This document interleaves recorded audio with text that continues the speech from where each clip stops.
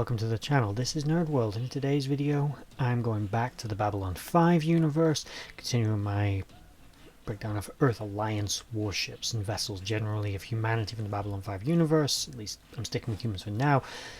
Before we get started, if you like this channel, like this video or anything else I'm doing, please like, share, subscribe, comment down below, as it all helps the channel, and this channel needs a lot of help.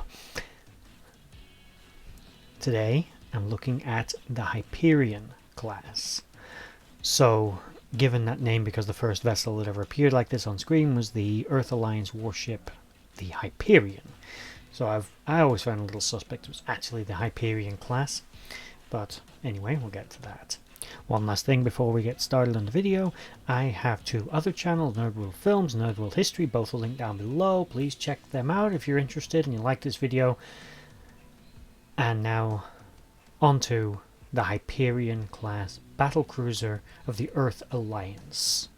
Let's start off with the service history of these vessels. The Hyperion class was the mainstay warship of the Earth Alliance Navy before, during, and for a considerable period after the Dilgar War and the Earth Minbari War, with the Earth Alliance warship Prometheus being of this class upon first contact with the Minbari, kicking off the Earth Minbari War. These vessels did, however, acquit themselves very well during the Dilgar War. They were, like many Earth vessels of the time, very heavily armed, very powerful, but they were amongst the younger races. As a result, they lacked technology some of the high races had, such as artificial gravity. The vessels relied primarily on an ability to withstand damage and deal it out quick enough to destroy the enemy before they destroyed them. Operating in a zero-G gravity environment aboard the ship forced the crew to strap themselves down and use exercise as well, machines as well as drugs to stop their bodies succumbing to zero-gravity effects for long-term voyages. These vessels were, however, the distinction of being the first Earth warships built with an onboard jump drive. In other words, their ability to generate their own jump gate access rather than using an actual jump point prefixed in space somewhere. This gave them a massive tactical advantage as well as mobility in general peacetime as well, ability to get around. These vessels were very heavily armed and had many variants. Some were built as heavy missile platforms, others were used as sort of very heavily armed transports, others were more dedicated as fighter interceptors, others were dedicated, were more broadly in their more stock form, did carry pulse plasma cannons, point defense systems, as well as missile systems and railguns, giving them a very all-rounded capability. The vessels were very fast, in fact, could actually run down even the Omega class. They were more maneuverable than the Omega class as well. This was because the Omega class that was their inheritor design used a large rotational section to generate onboard gravity. This, although prolonged the life of the vessel and allowed it to operate in deep space for longer with embarked crew, did limit the vessel's maneuverability considerably and its versatility somewhat. But it did allow it to operate for longer periods of time. The Hyperion class didn't suffer from that particular problem, as it didn't worry about generating gravity. All the ship's power was dedicated to generating power to its engines and its weapons at the rear of the ship, connected by this small umbilical to the front, which looked like a tactical weakness. Was actually designed intentionally so that if anything happened to the engine pod, the front part of the vessel could be saved and recovered later. And the vessels were very, despite what looks like a fairly frail central access point, is actually very, very structurally reinforced, with those negative spaces in it actually increasing rigidity of the metals and structure rather than being a weakness. As I said, the stock form of this vessel was equipped with powerful particle beam plasma weapons, which were the same as the ones carried aboard the Omega class, which came a little after it, which was created after the Earth Minbari War. These vessels heavily took part in the infamous Battle of the Line, the last-ditch defense of Earth against the Minbari fleet, who were destroyed over the last 2 years. All of Earth's outer defenses, their outer colonies, their shipyards, everything basically of military value outside of the Sol system had been obliterated, and what was left of the Earth Alliance was making one last stand at the Battle of the Line against them. Much of those ships were the Hyperions. The Hyperions were often escorted by the very heavily armed Nova-class dreadnoughts, which I'm going to do another video on at some point. The Nova class was basically a somewhere in between vessel. It lacked an ability to generate its own jump points, but it did have very big guns, but it relied purely on big guns. It was designed to just deal out lots of damage, but it really needed the Hyperion class to escort it because it had no point defense systems. It did carry a few fighters, but it wasn't really a brawling vessel in that regard. It wasn't an all-rounder. It was a dreadnought designed to have big guns, stick on other big ships, and nothing else, like a true dreadnought should be. Now, going back to my original point as whether or not I think this ship should actually be called the Hyperion class. Traditionally, a vessel is given the class of the original ship of its name, of its class. So basically, the Nimitz class aircraft carrier used by the US Navy, the original commissioned ship was the USS Nimitz. Now, obviously, this was named after a man, but this vessel then lent its name to the whole line of ships. In other sci-fi franchises, you see the same thing. In Star Trek, the USS Galaxy was the first Galaxy-class starship. The Enterprise was not. Things like that.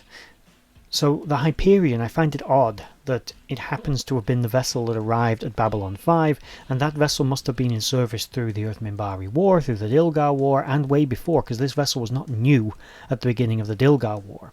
It was a efficient and good, sturdy, robust, reliable design which had been around for years, and will continue to be around for many, many years, seeing many upgrades.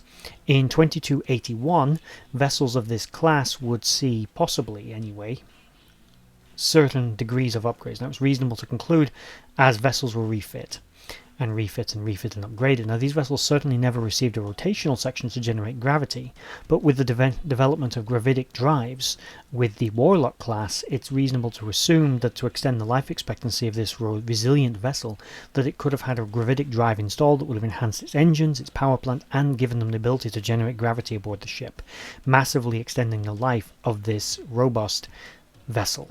And supposedly, according to beta canon sources for Babylon 5, as things get a little sketchy to those kinds of dates in the B5 universe, this vessel did receive such upgrades. So everything I can find tells me it did. I can't find anything to say that it didn't.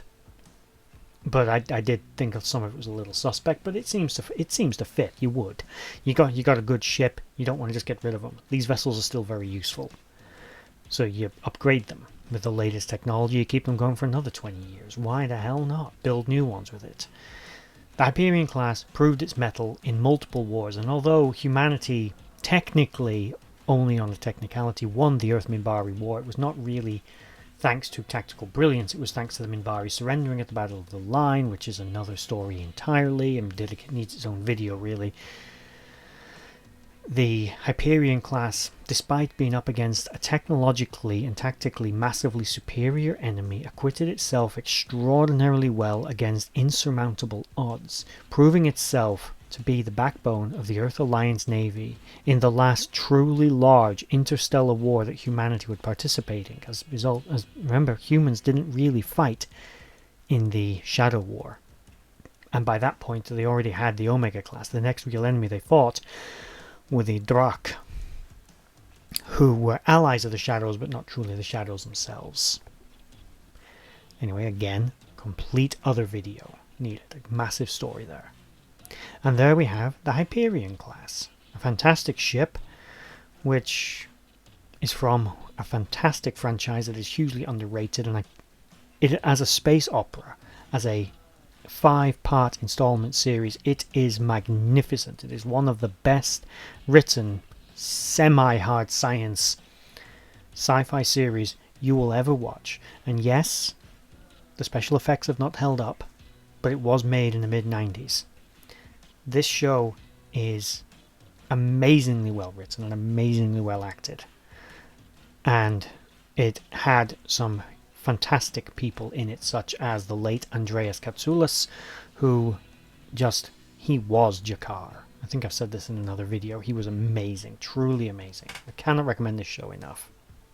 Now, just so we've covered it as a specific topic, the technical breakdown of this ship, for those who are interested in the canon, is pretty damn impressive. The vessel was to be fair, commissioned on an unknown date, but they were still active in 2281. They were classified as a heavy cruiser. They had a length of 1,025 meters, a beam of 286.5 meters, and a mass of 8.4 million metric tons, with carrying an embarked crew of officers and men, although they could potentially carry more as standard of 350. They had some damned and powerful engines, 3 of them big particle thrust engines at the rear. They had onboard jump capability, no gravity, and as standard in their stock form, although I did state there are variants of this class, they came with 2 52mm plasma pulse cannons, 2 40mm plasma pulse cannons, 2 phased particle cannons, 4 pulse discharge cannons, and 2 thermonuclear torpedo tubes. They also carried additional missiles as well as point defense systems, and carried 6 Star Furies or other space fighters of some description or another. Basically, these ships were awesome and they kicked ass. They also, interestingly, didn't have the onboard room to carry a shuttle. So they actually had either the captain or other members of the crew wanted to get on and off the ship to another vessel, either had to directly dock to it or had to use a Star Fury, or there was actually a Star Fury variant that had a small compartment attached to the rear, so it could attach as standard inside a standard Star Fury bay, but actually had a sort of transport pod bolted onto the back of it. This was a Star Fury variant that obviously was a stopgap the Earth Alliance had come up with to stick into the ship, because they couldn't actually put a proper shuttle in it. This was of course not capable of atmospheric entry or landing. It was purely designed to get personnel and materials from ship to station or ship to ship, and they weren't widely used. And to my knowledge, this particular Star Fury variant was only used aboard the Hyperion class, although I could be wrong, but from what I can tell it was only used aboard this specific ship. It was probably developed for use with this specific vessel, as other vessels had onboard abilities to carry shuttles and transports. Anyway, that is the Hyperion class, Earth Alliance heavy cruiser. Now, with all that said, if anyone has any other ships or personnel or equipment or space stations from the Babylon 5 universe, or for that matter from any sci-fi universe more or less, that you would like me to do a video on, please comment it down below and I'll try and get to it. This specific video, this ship, wasn't actually on my list of videos I was going to be making, as I do have a long list that I'm constantly adding to of videos I've started and I'm in the process of making it. I know it seems like my channel has a bit of a jumble of different videos all the time, which it is, because I can pretty much make whatever I feel like, my channel. This video was actually requested by Secret Couple. I have done a few other videos on request before. This one, as I said, was requested by someone that watched my previous Babylon 5 video, so hello. This video was done specifically for you, and if anyone has any others they'd like, as I said, comment them down below. I consider my channel mostly less sometimes hard lore, as it is sometimes more of a discussion of a ship or aspect of a sci-fi franchise, as one of the best things we can all agree on as fans of science fiction and fantasy and other such things is the discussion of them. It's the imagination of it, how you think about it in your head canon, a discussion of it. That is, I'd say, at least 50% of the enjoyment of a franchise. So discuss. Go right ahead. With all that said, if you enjoyed this video, please like, share, subscribe, comment down below. Thank you for watching, and I'll see you in the next video. Bye bye.